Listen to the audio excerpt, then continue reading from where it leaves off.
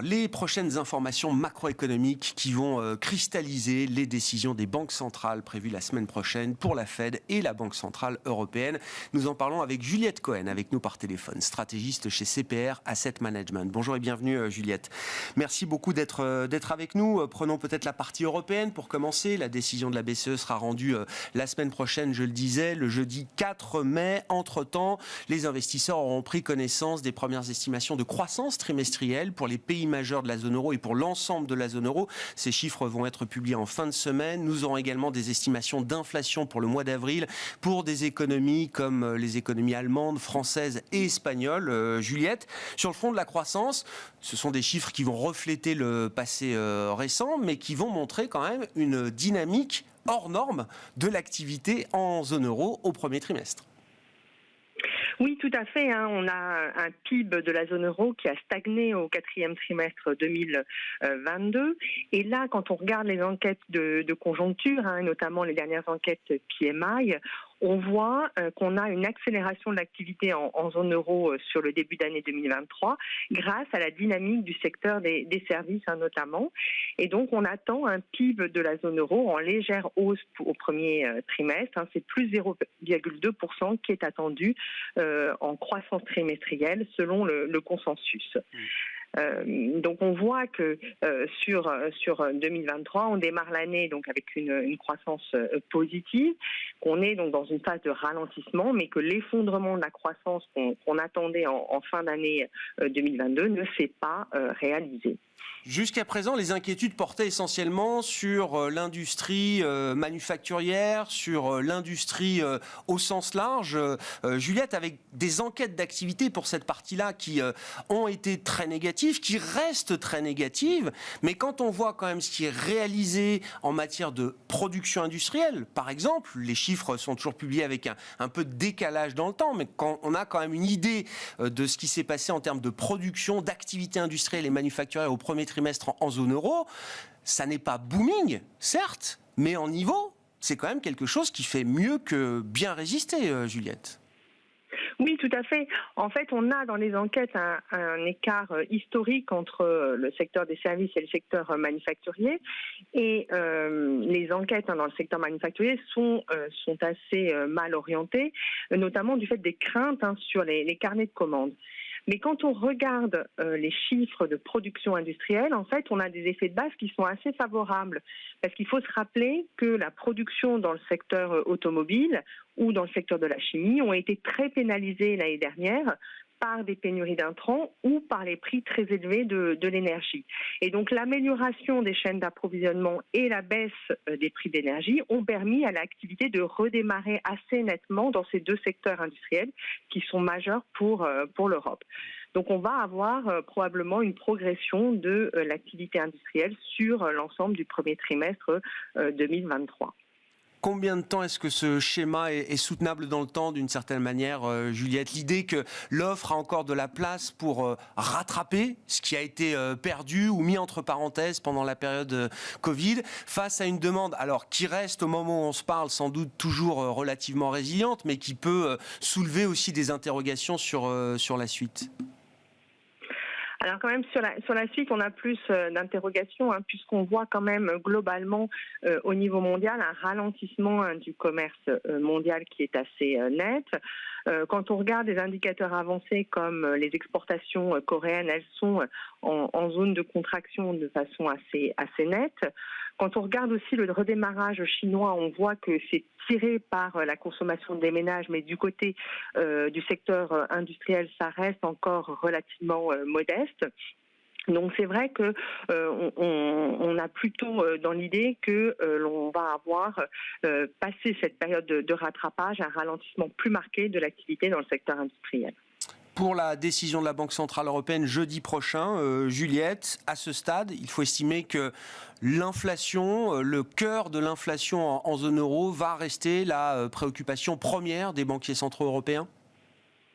Oui, Philippe Lane a évoqué 3 chiffres majeurs selon lui, le PIB du premier trimestre, la dynamique d'inflation évidemment, et là on aura le chiffre pour l'ensemble de la zone euro mardi prochain. Il devrait être en très léger ralentissement. Il faudra aussi regarder comment se comporte l'inflation des services. Et puis le dernier élément, c'est l'évolution de la dynamique de crédit en zone euro pour voir l'effet du resserrement monétaire sur les prêts du secteur bancaire. La traduction en matière de hausse de taux va être de savoir s'il faut faire 50 comme le meeting précédent ou 25. C'est un peu la même discussion que la BCE avait déjà eue en décembre, avec des termes un peu différents, puisque la question à l'époque était de savoir s'il fallait continuer de faire 75 ou revenir à 50. Comment est-ce que les termes de la discussion vont se poser pour la BCE de ce point de vue-là la semaine prochaine, Juliette ? Alors, il nous semble nous, que la BCE va faire une hausse de 25 points de base la semaine prochaine, mais elle pourrait faire comme en décembre, c'est-à-dire conserver un discours assez dur avec l'idée qu'il y aura d'autres mouvements dans les prochains mois et également, il y a toute la question du quantitative tightening qui va se poser. Donc là aussi, il est possible que la BCE annonce la fin totale des réinvestissements de titres à compter du mois de juillet. Donc ça aussi, ça pourrait contribuer à porter un discours peut-être un peu plus dur que ne le laisserait penser la hausse de 25 points de base.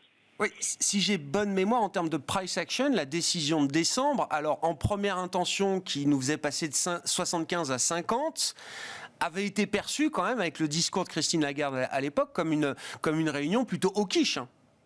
Oui, tout à fait. Oui. Et on pourrait avoir un peu la même séquence cette fois-ci encore. Bon.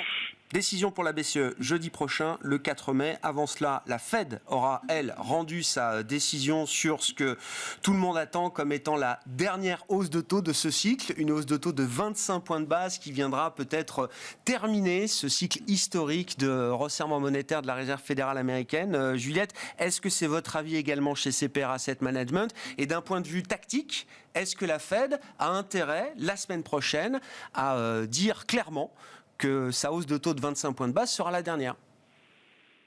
Alors, il nous semble que la Fed devrait aussi faire un mouvement de 25 points de base de hausse et qu'elle devrait aussi annoncer la fin du cycle de resserrement monétaire. Donc, ça pourrait passer par un communiqué qui dirait que le Conseil prévoit de maintenir les taux sur le niveau actuel, mais qu'il serait prêt à augmenter davantage les Fed Funds pour ramener l'inflation à 2% si cela était nécessaire.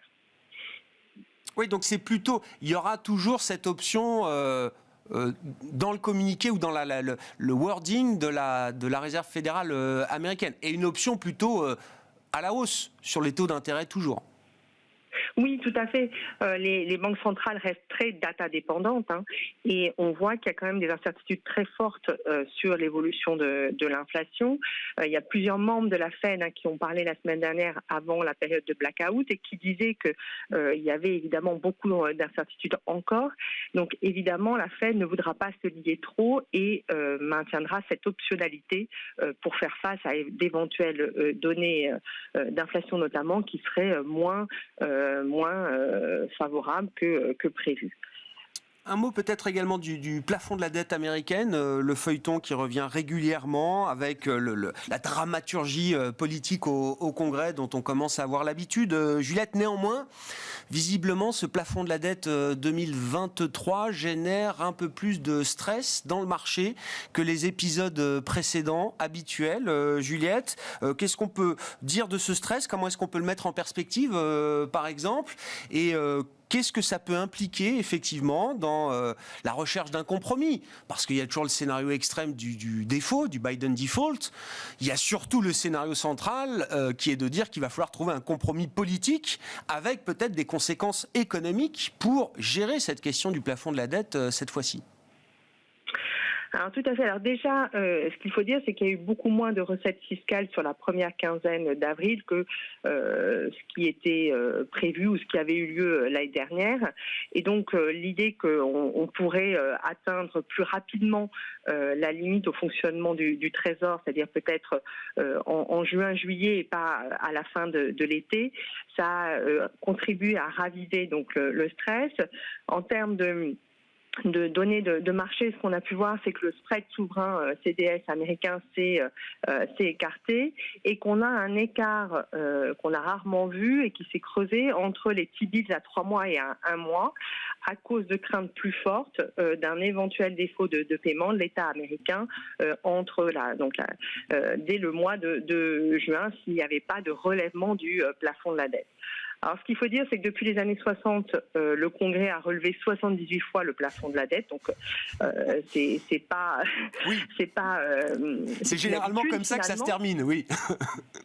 Oui. Après, parfois, ça s'est fait dans des conditions beaucoup plus tendues, notamment en 2011, où les Républicains avaient demandé des baisses de dépenses assez fortes au président Barack Obama. Et donc, le stress qui avait été assez durable avait conduit à une hausse des coûts d'emprunt de l'ordre de 1,3 milliard de dollars sur l'année, selon les estimations du département du Trésor américain. Donc on voit que en termes budgétaires, ça peut avoir des impacts significatifs. Ce que l'on peut dire, c'est que les républicains ont proposé des baisses de dépenses, mais d'un montant qui sont très très importants, 4 500 milliards de dollars. Et en échange, il s'engagerait à augmenter le plafond de la dette de 1 500 milliards de dollars, soit jusqu'en mars 2024. Donc ça, c'est la base de la proposition républicaine. Et pour l'instant, donc les négociations sont un peu au point mort, mais on espère que les choses vont s'activer dans les semaines qui viennent. Bon. Rappel, effectivement, avec une situation d'éclatement du paysage politique assez extrême, puisque je crois que les Républicains n'ont qu'une poignée de voix de majorité à la Chambre des représentants aujourd'hui. Et même le plan emmené par le speaker de la Chambre républicain n'est pas sûr d'avoir une majorité républicaine à la Chambre des représentants. Merci beaucoup, Juliette. Juliette Cohen, qui était avec nous par téléphone, stratégiste de CPR Asset Management.